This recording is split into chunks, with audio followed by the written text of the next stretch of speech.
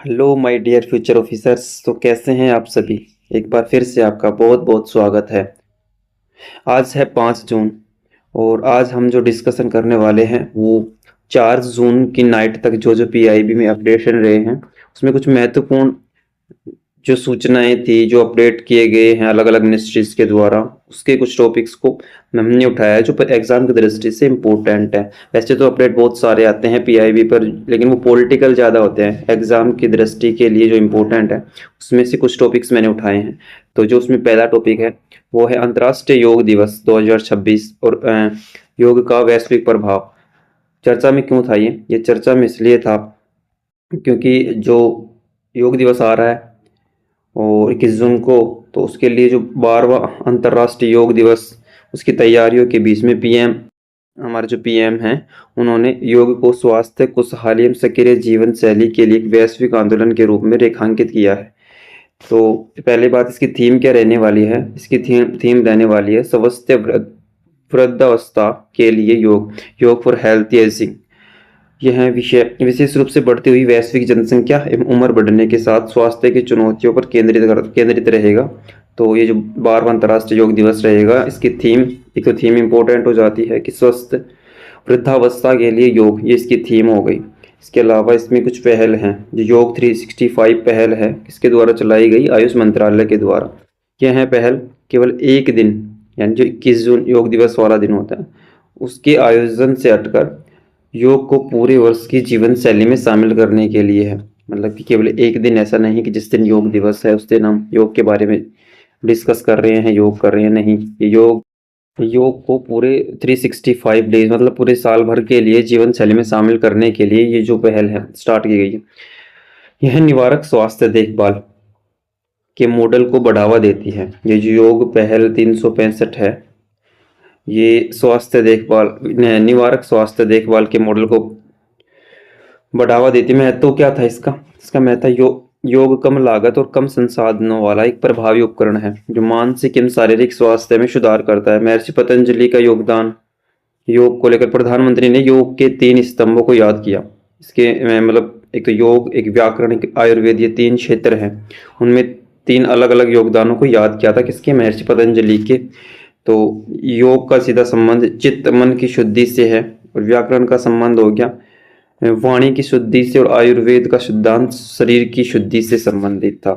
तो ये एक पहला अपडेट था। इसके अलावा एक लखपति दीदी जो मिशन है उसको लेकर एक अपडेट आया है जो महिला आर्थिक सशक्तिकरण से संबंधित है। चर्चा में इसलिए था कि ग्रामीण विकास मंत्रालय ने दिसंबर 2025 तक 3 करोड़ लखपति दीदी बनाने का प्रारंभिक लक्ष्य सफलतापूर्वक पूरा किया था। मतलब जब दिसंबर 2025 तक अपडेट किया था, 3 करोड़ लखपति दीदी बनाने का टारगेट रखा गया था, उसको कंप्लीट कर लिया। अब इसको एक्सटेंड कर दिया गया है 2029 तक, अतिरिक्त 3 करोड़ महिलाओं को लखपति दीदी बनाना। चूंकि DNRLM की भूमिका, दीनदयाल अंत्योदय जो योजना है, राष्ट्रीय ग्रामीण आजीविका मिशन के तहत इस अभियान को स्टार्ट किया गया था। ये जो अभियान था लखपति दीदी मिशन, किसके तहत, DNRLM, जिसको दीनदयाल अंत्योदय योजना, राष्ट्रीय ग्रामीण आजीविका मिशन के तहत स्टार्ट किया गया था इसको।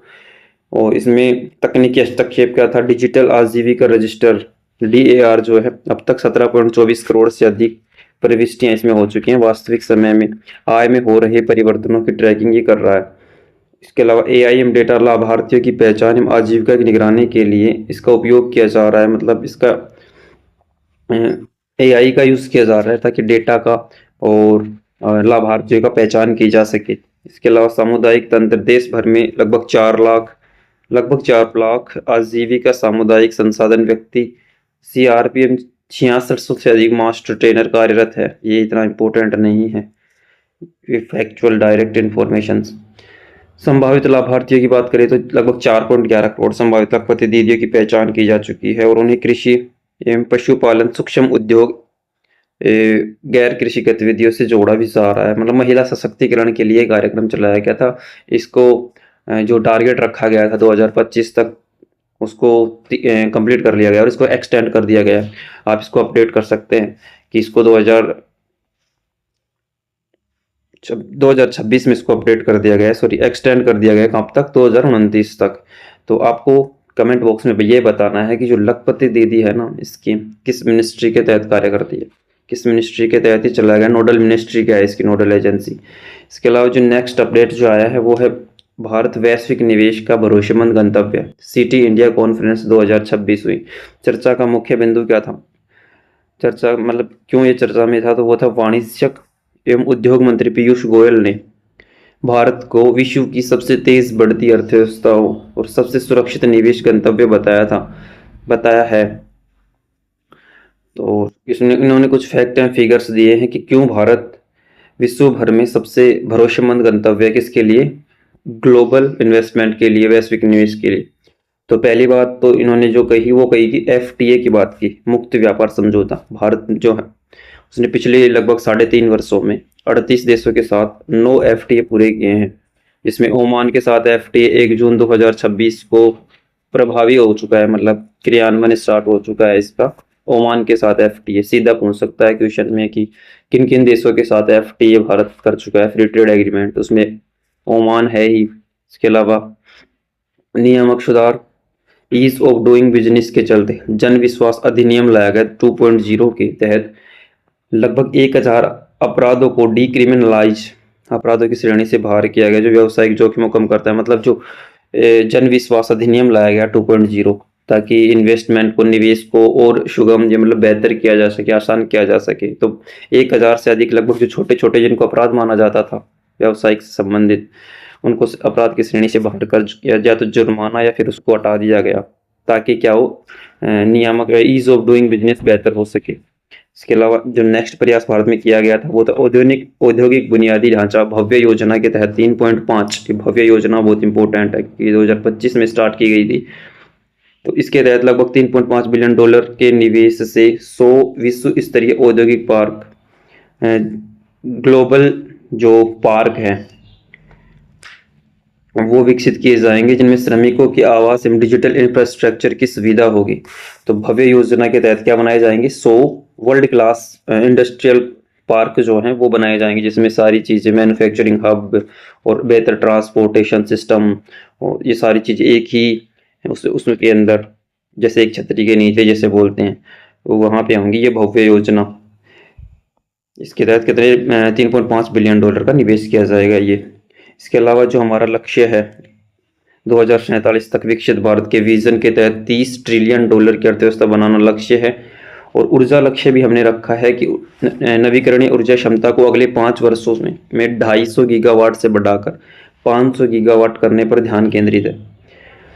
वहीं तकनीकी बदलाव की बात करें, ऊर्जा का लक्ष्य अगले 5 वर्षों में मतलब बढ़ा दिया गया है, इसको 250 गीगावाट से बढ़ाकर 500 गीगावाट कर दिया गया है कि हम जो ऊर्जा का उपयोग करेंगे नवीकरणीय स्रोतों से करेंगे। तकनीकी बदलाव की बात करें तो भारत अब केवल असेंबली आधारित विनिर्माण से आगे बढ़कर नवाचार आधारित इनोवेशन बेस्ड विकास की ओर बढ़ रहा है। इसका मतलब ये असेंबली बेस्ड विनिर्माण क्या था, इसका मतलब था कि हम कच्चा माल या कच्चे पार्ट्स वगैरह, कोई भी चीज़ बना रहे, कोई मशीन बना रहे, उसके पार्ट्स वगैरह तो हम आयात कर लेते थे, फिर यहाँ पे मैन्युफैक्चर कर लेते थे, उसको पार्ट्स को जोड़ लेते थे, उसका असेंबल बोलते थे। लेकिन अब धीरे धीरे भारत क्या, नवाचार आधारित मतलब इनोवेशन बेस्ड, अब खुद से पार्ट बना भी रहा है, और जैसे मशीनें वगैरह इनका निर्माण भी खुद से कर रहा है, आयात पर निर्भरता को कम कर रहा है। तो इसको नवाचार बेस्ड विकास है, उसकी ओर भारत बढ़ रहा है। इसके कुछ एग्जाम्पल भी है, जैसे सेमीकंडक्टर निर्माण में टाटा ASML सहयोग एवं स्वदेश 5G स्टैक।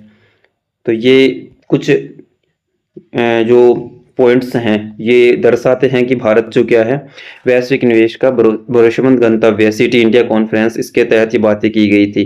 तो ये एक एक टॉपिक बहुत इंपॉर्टेंट हो जाता है। इसके अलावा आज के अपडेट्स जो भी नाइट तक होंगे उनको मैं रिकॉर्ड करके कल वाली क्लास में डाल दूंगा। इसके अलावा एक गहन विश्लेषण से नाम से भी PIB पर टॉपिक्स आते हैं, जिनमें अभी कल ही एक टॉपिक आया है जिसका वो भारत के हरित मिशन के बारे में होता है, जिसमें हम आपका पर्यावरण पारिस्थितिकी का है ना एक टॉपिक्स पूरा कवर हो जाएगा। इसमें सारी अपडेट हो जाएंगी जितनी भी स्कीम्स वगैरह हैं, और यहाँ तक कि जो वन्य जीव वगैरह उनमें भी कुछ अपडेशंस, बहुत सारे प्रोजेक्ट जो चलाए जा रहे हैं वो, और बहुत सारे पर्यावरण से संबंधित बहुत सारी चीज़ें एक ही वीडियो में अपडेट हो जाएंगी। वो मैं आज शाम तक अपलोड कर दूंगा, तो उसको आप ज़रूर देखना, उसको अपडेट कर लेना आपके जितने भी जो, क्योंकि वो मिनिस्ट्री के द्वारा जो पर्यावरण मिनिस्ट्री है उसके द्वारा वो डाली गई है। तो आज तक के लिए जितने भी अपडेट हैं पिछले 10 सालों से आज तक, जो जो योजनाएं हैं, जो जो अपडेट हैं, जो जो वन्य जीवों के लिए, पर्यावरण के लिए जो अपडेट किए गए हैं उस वीडियो में समाहित है। तो आपको मिल जाएगा। तो उम्मीद है कि आपको वीडियो अच्छा लगा होगा। और इसमें कुछ कुछ टॉपिक्स ऐसे हैं जैसे भव्य योजना, और भव्य योजना हो गई, FTA से संबंधित, इनको आप अपडेट और करते रहना, क्योंकि क्वेश्चन सीधे पूछ लेता है। ये जो नई योजना है, अगर आप चाहेंगे तो मैं इन सभी जो 2025 एवं 26 में जो लेटेस्ट योजनाएं हैं उनका एक सेपरेट वीडियो बना सकता हूँ, अगर आप कमेंट बॉक्स में लिखते हैं तो। इस वीडियो में इतना ही, हम मिलते हैं नेक्स्ट वीडियो में। धन्यवाद।